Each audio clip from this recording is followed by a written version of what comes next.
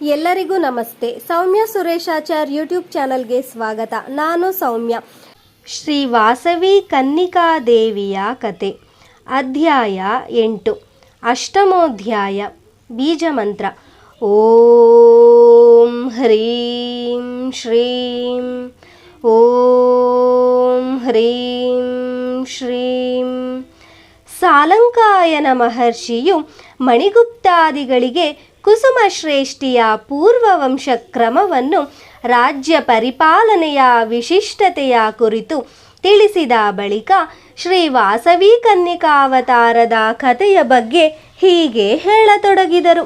ಪ್ರಿಯ ಕುಮಾರರೇ, ಘೋರವಾದ ಕಲಿಯುಗದಲ್ಲಿ ಭಯಂಕರ ಹಿಂಸೆ, ಅಂತ್ಯವಿಲ್ಲದ ಅಧರ್ಮ, ನಿರಂಕುಶತ್ವ, ಸ್ವಾರ್ಥಪರತೆ ಮೊದಲಾದ ದುಷ್ಟ ಗುಣಗಳು ಭುವಿಯಲ್ಲಿ ಅಪರಿಮಿತವಾಗಿ ಬೆಳೆದು ಹೋಗಿವೆ. ಕ್ರೋಧ ಸಂಭವರರ ಕಪಟಿಗಳು ಆದ ನರ ಅಧಮರು ಪರರ ಸ್ವತ್ತುಗಳನ್ನು ಅಪಹರಿಸುತ್ತಿದ್ದಾರೆ, ಪರಸ್ತ್ರೀಯರೊಡನೆ ರಮಿಸುತ್ತಿದ್ದಾರೆ, ಮದ್ಯಪಾನ ಮತ್ತರಾಗಿ ದುಷ್ಟರೊಡಗೂಡಿ ಸಂಚರಿಸುತ್ತಿದ್ದಾರೆ. ಬೇಲಿಯೇ ಎದ್ದು ಹೊಲವನ್ನು ಮೇಯ್ದಂತೆ ರಕ್ಷಕರೇ ಭಕ್ಷಕರಾಗುತ್ತಿದ್ದಾರೆ, ಸೇವಕರೇ ತಮ್ಮ ಯಜಮಾನರ ಹತ್ಯೆ ಮಾಡುತ್ತಿದ್ದಾರೆ. ಮಾಯಾಮೋಹಿತರಾದ ಪುತ್ರರು ಮಾತಾಪಿತೃಗಳನ್ನು ಬಿಟ್ಟು ದೂರವಾಗುತ್ತಿದ್ದಾರೆ. ಅಣ್ಣ ತಮ್ಮಂದಿರು ಸಿರಿ ಸಂಪತ್ತುಗಳಿಗಾಗಿ ಪರಸ್ಪರ ಕಲಹ ಮಾಡಿಕೊಳ್ಳುತ್ತಾ ವೈರವನ್ನು ಬೆಳೆಸಿಕೊಳ್ಳುತ್ತಿದ್ದಾರೆ. ಧನಬಲ ದರ್ಪಯುಕ್ತರಾದ ಶಾಸಕರು ನಿರಂಕುಶರಾಗಿ ಪ್ರಜಾಪೋಷಕರಾಗಿ ಅವರ ಧನ ಸಂಪದಗಳನ್ನು ಕಸೆದುಕೊಳ್ಳುತ್ತಿದ್ದಾರೆ. ಧರೆಯಲ್ಲಿ ಎಲ್ಲಿ ನೋಡಿದರೂ ರಕ್ತದಾಹವೇ ಕಂಡುಬರುತ್ತಿದೆ. ಎಲ್ಲಿ ಕೇಳಿದರೂ ದೀನರ ಆರ್ತನಾದವೇ ಕೇಳಿಬರುತ್ತಿದೆ. ವರ್ಣಾಶ್ರಮ ಧರ್ಮಗಳು ಮರೆಯಾಗಿ ಹೋಗುತ್ತಿವೆ. ದುಷ್ಟತ್ವವು ಹದ್ದು ಮೀರುತ್ತಿದೆ. ಶಿಷ್ಟತ್ವಕ್ಕೆ ರಕ್ಷಣೆಯು ಶೋಚನೀಯವಾಗಿದೆ. ಈ ಭಯಂಕರ ಧರ್ಮಗ್ಲಾನಿಯನ್ನು ತ್ರಿಮೂರ್ತಿಗಳು ಗಮನಿಸಿದರು. ದುಷ್ಟ ಶಿಕ್ಷಣಕ್ಕಾಗಿ, ಧರ್ಮ ಪ್ರತಿಷ್ಠಾಪನೆಗಾಗಿ ಸಮಯವು ಹತ್ತಿರವಾಗಿದೆ ಎಂದು ಗ್ರಹಿಸಿದರು. ಆದರೆ ಭುವಿಯಲ್ಲಿ ಮಿತಿಮೀರುತ್ತಿರುವ ಅಧರ್ಮವನ್ನು ಕೊನೆಗೊಳಿಸಿ ಧರ್ಮವನ್ನು ನೆಲೆಗೊಳಿಸಲು ತಕ್ಕ ಮಾರ್ಗವು ತಿಳಿಯದೆ ಲೋಕಪಾಲಕರಾದ ತ್ರಿಮೂರ್ತಿಗಳು ಬಹು ವ್ಯಾಕುಲಚಿತ್ತರಾಗಿ ಆದಿಪರಾಶಕ್ತಿಯನ್ನು ದರ್ಶಿಸಿ ಈ ವಿಧವಾಗಿ ಭಿನ್ನವಿಸಿಕೊಂಡರು. ಹೇ ದೇವಿ, ಭಕ್ತ ವರಪ್ರದಾಯಿನಿ, ನಾವು ಪ್ರತಿ ಯುಗದಲ್ಲಿಯೂ ದುಷ್ಟರನ್ನು ನಾಶಗೊಳಿಸಲು, ಶಿಷ್ಟರನ್ನು ರಕ್ಷಿಸಲು ಅವನಿಯಲ್ಲಿ ಅವತರಿಸುತ್ತಿದ್ದೆವು. ಆದರೆ ಘೋರವಾದ ಈ ಕಲಿಯುಗದಲ್ಲಿ ಇಂದು ಸಮಸ್ತ ರಾಜರು ಅಧರ್ಮಪರರಾಗಿ ನಿರಂಕುಶರಾಗಿರುವರು. ಪ್ರಜೆಗಳು ಧರ್ಮ ಭ್ರಷ್ಟರಾಗಿರುವರು. ಹಿಂದಿನಂತೆ ದುಷ್ಟರನ್ನೆಲ್ಲ ಸಂಹರಿಸಿ ಹೊರಟರೆ ಈ ಧಾತ್ರಿತಲವೆಲ್ಲ ಸ್ಮಶಾನವಾಗಿ ಬಿಡುವುದು. ಇಂಥ ಸ್ಥಿತಿಯಲ್ಲಿ ಧರ್ಮವನ್ನು ರಕ್ಷಿಸಲು ಸೂಕ್ತ ಮಾರ್ಗ ಕಾಣದೆ ಸ್ವೇಚ್ಛೆಯಿಂದ ತಿರುಗುತ್ತಿರುವ ನಮಗೆ ಸರಿಯಾದ ಮಾರ್ಗವನ್ನು ಉಪದೇಶಿಸು. ತ್ರಿಮೂರ್ತಿಗಳಿಂದ ಹೀಗೆ ಪ್ರಾರ್ಥಿಸಲ್ಪಟ್ಟ ಪರಾಶಕ್ತಿಯು, ಓ ಲೋಕಪಾಲಕರೇ, ವಿಚಾರ ಮಾಡಬೇಡಿ. ಇಂದಿನವರೆಗೂ ಶಿಷ್ಟ ಪರಿಪಾಲನೆಗೆ, ದುಷ್ಟ ಸಂಹಾರಕ್ಕೆ ಹಿಂಸಾಯುತ ವಿಧಾನವು ದೈವಾವತಾರಗಳಿಂದ ಅವಲಂಬಿಸಲ್ಪಟ್ಟಿತು.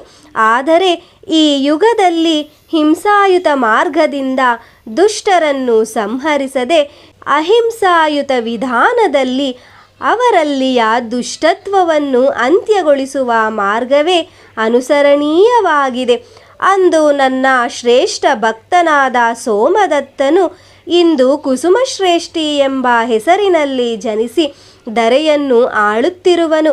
ನಾನು ಅವನಿಗೆ ಪುತ್ರಿಕೆಯಾಗಿ ವಾಸವಿ ಕನ್ಯಕೆ ಎಂಬ ನಾಮದಿಂದ ಅವನಿಯಲ್ಲಿ ಅವತರಿಸುವೆನು.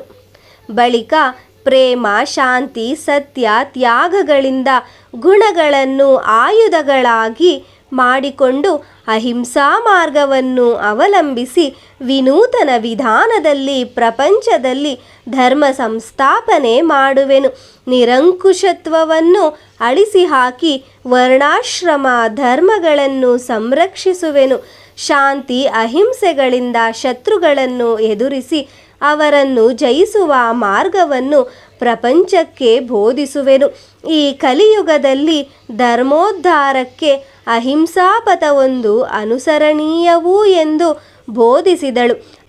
ಆ ಜಗನ್ಮಾತೆಯು ಆಚರಿಸಲು ಯೋಜಿಸಿದ ಅದ್ಭುತ ವಿಧಾನಗಳನ್ನು ಕುರಿತು ಕೇಳಿದ ತ್ರಿಮೂರ್ತಿಗಳು ಸಂತುಷ್ಟಾಂತರಂಗದಿಂದ ತಮ್ಮ ಧಾಮಗಳಿಗೆ ಹಿಂತಿರುಗಿದರು. ಪುತ್ರ ಕಾಮೇಷ್ಟಿಯಾಗ, ವಾಸವಿ ವಿರೂಪಾಕ್ಷರ ಜನನ. ಇಲ್ಲಿ ವೈಶ್ಯರಾಜ್ಯವನ್ನು ಪ್ರಜಾನುರಂಜಕವಾಗಿ ಪಾಲಿಸುತ್ತಿದ್ದ ಧರ್ಮಮೂರ್ತಿಯಾದ ಕುಸುಮಶ್ರೇಷ್ಠಿಗೆ ಬಹುಕಾಲದವರೆಗೂ ಸಂತಾನ ಪ್ರಾಪ್ತಿಯಾಗಲಿಲ್ಲ. ಆ ಕಾರಣವಾಗಿ ಅವನು ಅತೀವ ಸಂತಾಪದಿಂದ ಗುರುವಾದ ಭಾಸ್ಕರಾಚಾರ್ಯರಲ್ಲಿ ತನ್ನ ದುಃಖದ ಕುರಿತು ಭಿನ್ನವಿಸಿಕೊಂಡನು.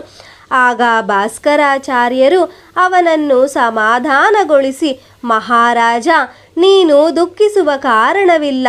ಪೂರ್ವದಲ್ಲಿ ಇಂದ್ರ ಸಮಾನನಾದ ದಶರಥ ಮಹಾರಾಜನು ಸಂತಾನಾರ್ಥಿಯಾಗಿ ವಸಿಷ್ಠ ಮಹರ್ಷಿಯ ಆಜ್ಞೆಯಂತೆ ಪುತ್ರ ಕಾಮೇಷ್ಟಿಯಾಗವನ್ನು ಆಚರಿಸಿ ರತ್ನಗಳಂಥ 4 ಪುತ್ರರನ್ನು ಹೊಂದಿದನು.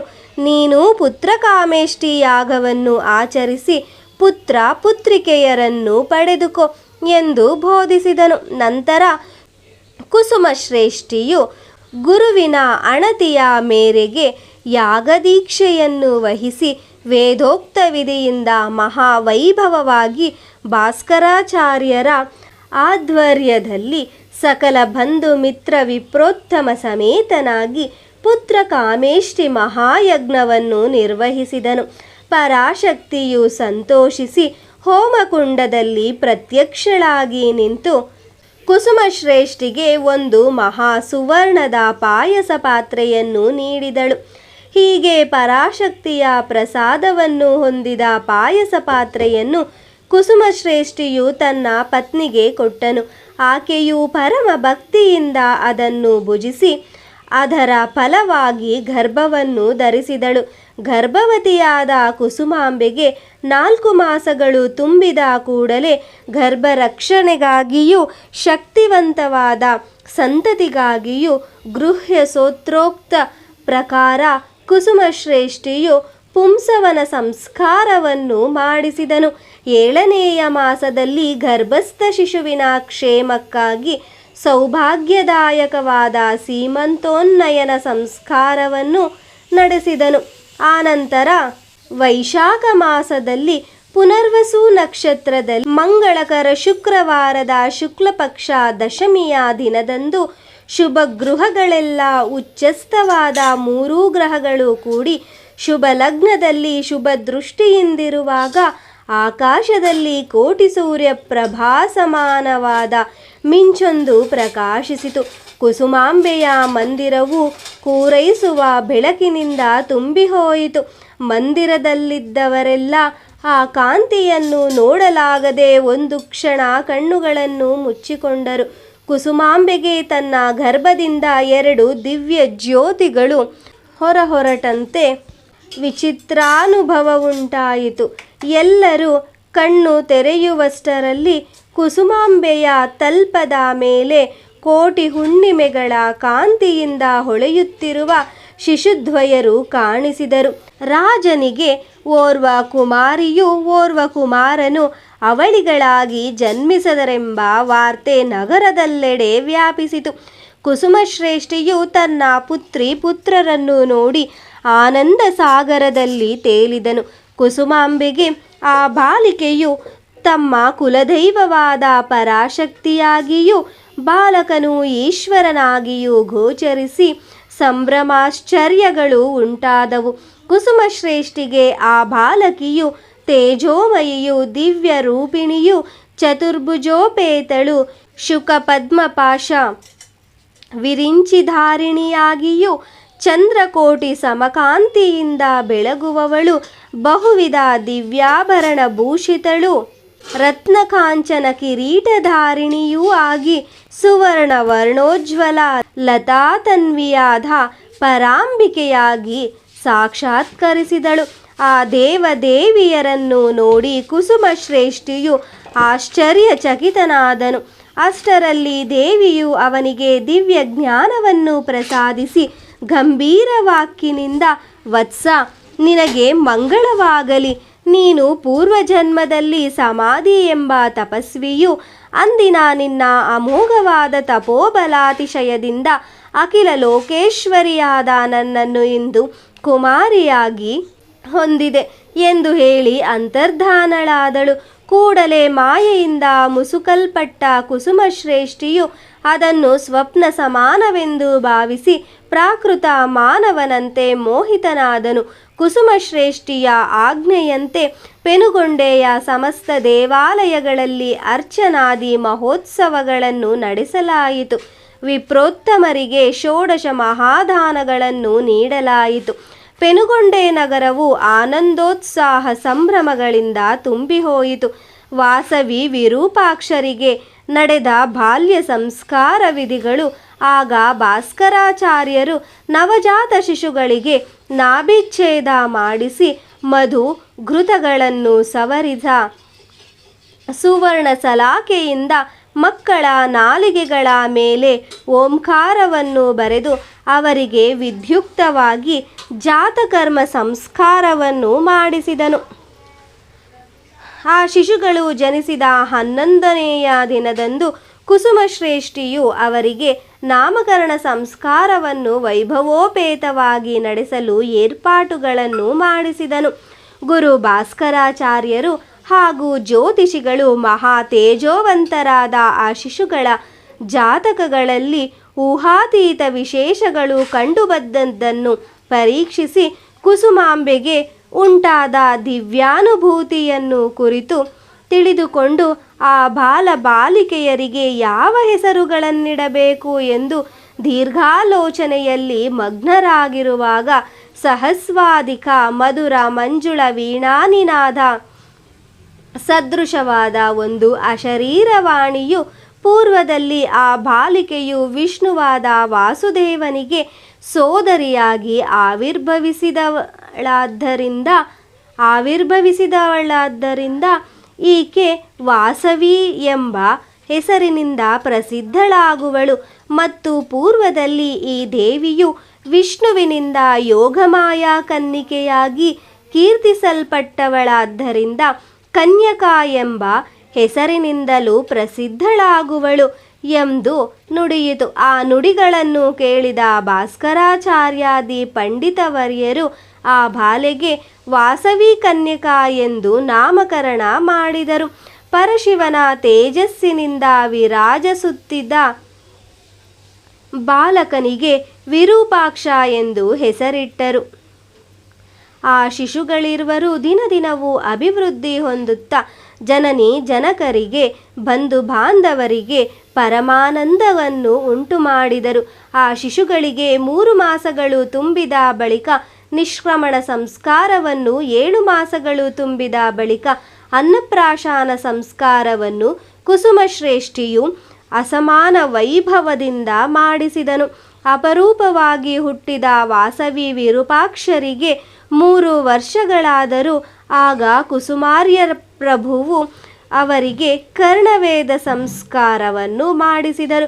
ಮುದ್ದು ಮುದ್ದಾಗಿ ಸೌಂದರ್ಯ ರಾಶಿಗಳಾಗಿ ಬಾಲ್ಯ ಲೀಲೆಗಳಿಂದ ವಿರಾಜಿಸುತ್ತಿದ್ದ ವಾಸವಿ ವಿರೂಪಾಕ್ಷರನ್ನು ನೋಡಿದವರೆಲ್ಲರೂ ಹರ್ಷ ಪುಲಕಾಂಕಿತರಾಗಿ ಹಿರಿಹಿರಿ ಹಿಗ್ಗಿದರು.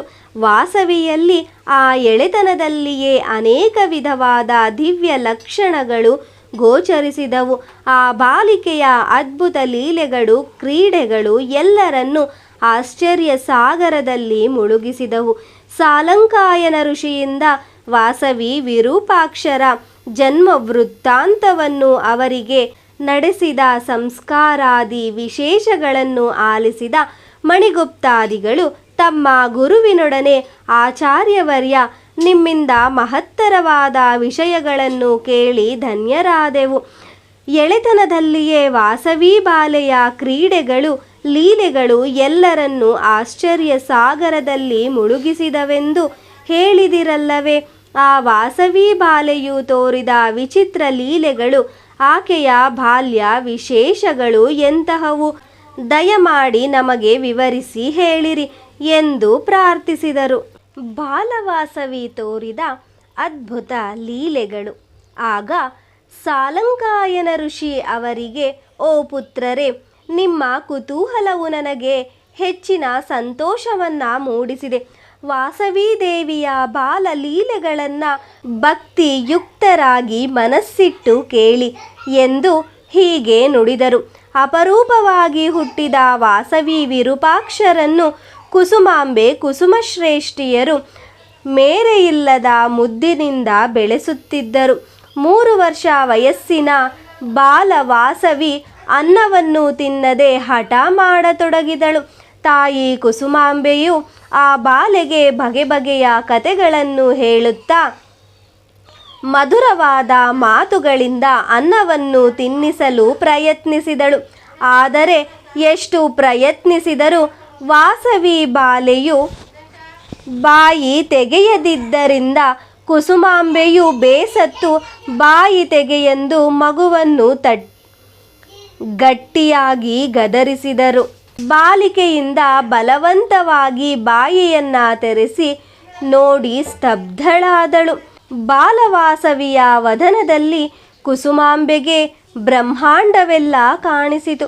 ಸಮಸ್ತ ಜೀವಗಣಗಳು, ಗರುಡೋರಗಗಳು, ಯಕ್ಷರಕ್ಷೋಗಣಗಳು, ಖಗಮೃಗಾದಿ ಸಕಲ ಜೀವಿಗಳು, ಸಮಸ್ತ ಗ್ರಹಗೋಳಗಳು, ಗಿರಿ ವನ ಮಹಾಸಾಗರಾದಿಗಳನ್ನುಳ್ಳ ಚರಾಚರ ಸೃಷ್ಟಿಯೆಲ್ಲ ವಾಸವಿಯ ಆ ಚಿಕ್ಕ ಬಾಯಿಯಲ್ಲಿ ಕುಸುಮಾಂಬೆಗೆ ದೃಗ್ಗೋಚರವಾಯಿತು. ಆ ತಾಯಿಗೆ ಆ ಬಾಲಿಕೆಯು ಆದಿಪರಾಶಕ್ತಿಯಂತೆ ಕಾಣಿಸಿದಳು.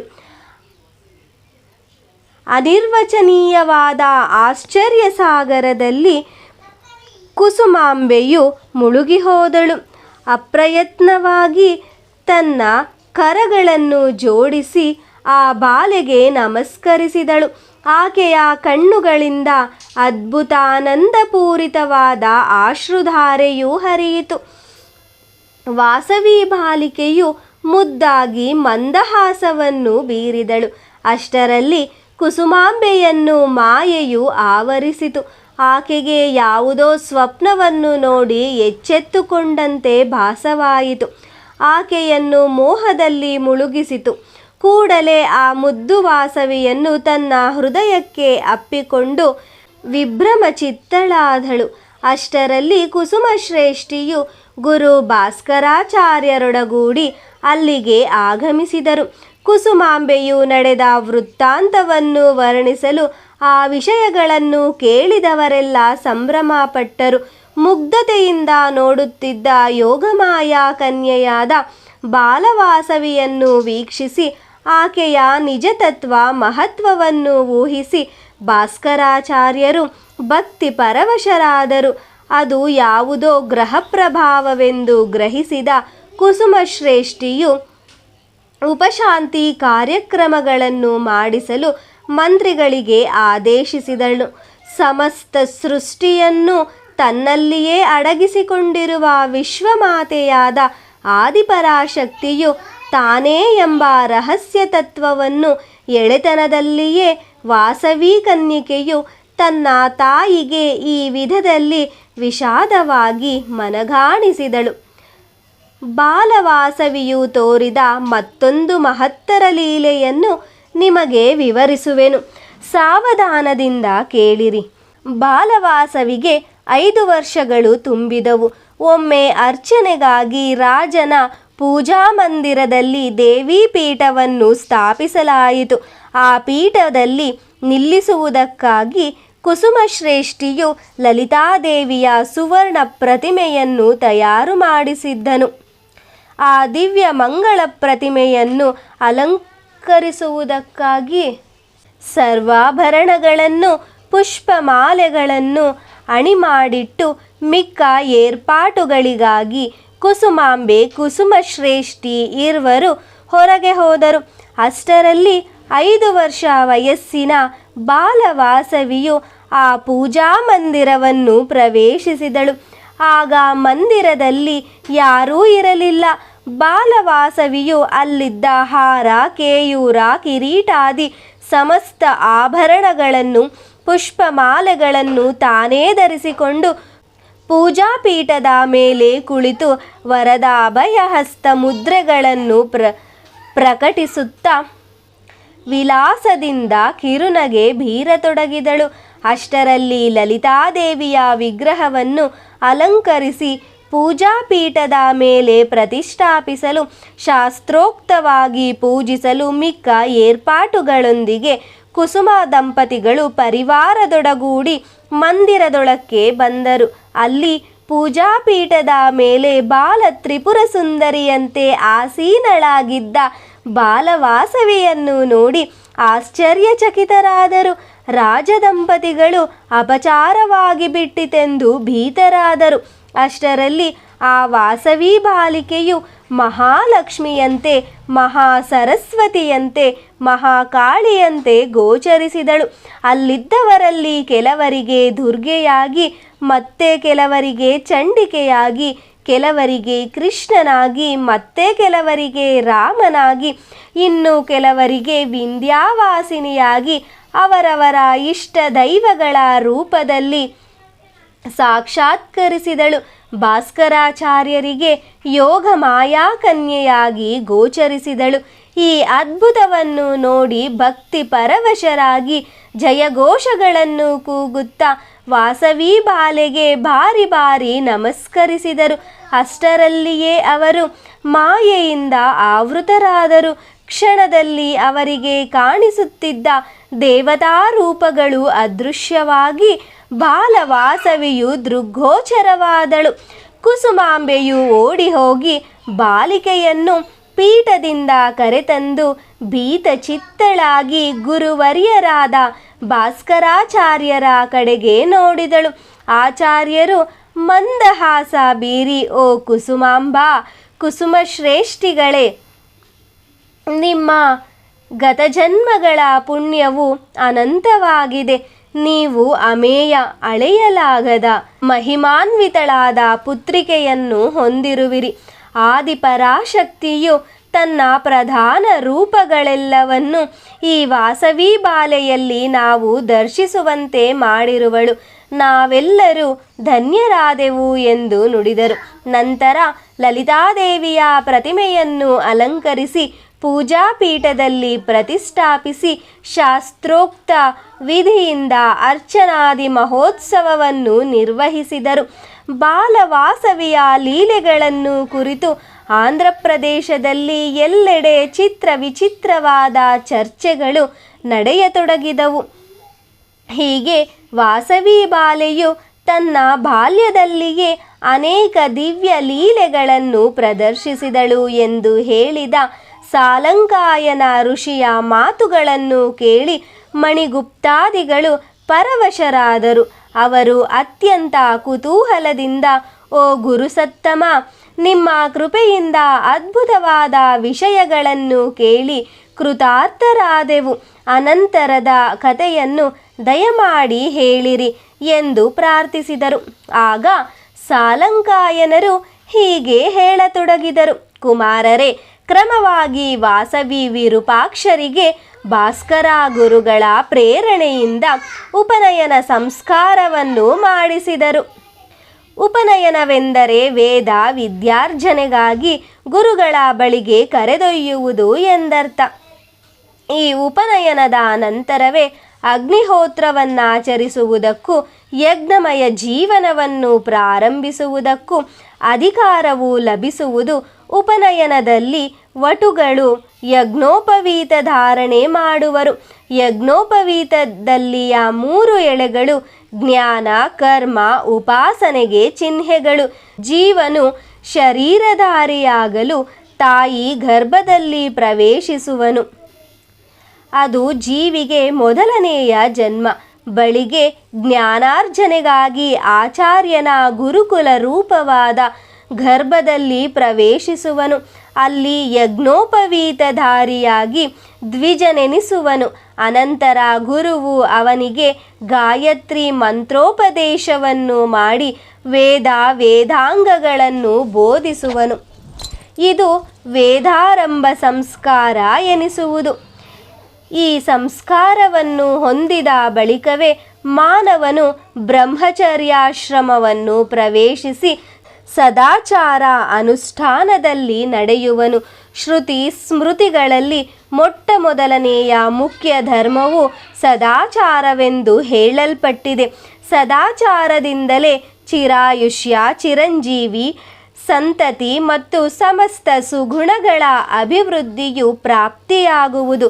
ಸದಾಚಾರವು ಸರ್ವಪಾತಕ ನಾಶಕವೂ ಇಹಪರ ಸುಖದಾಯಕವೂ ಅಜ್ಞಾನ ಮೋಹಾಂಧಕಾರದಲ್ಲಿ ಬಿದ್ದು ಬದ್ಧರಾಗಿ ವಿಲಿವಿಲಿ ಒದ್ದಾಡುವವರಿಗೆ ಬೆಳಕಿನ ಮಾರ್ಗವನ್ನು ತೋರಿಸುವ ಕೈದೀಪವು.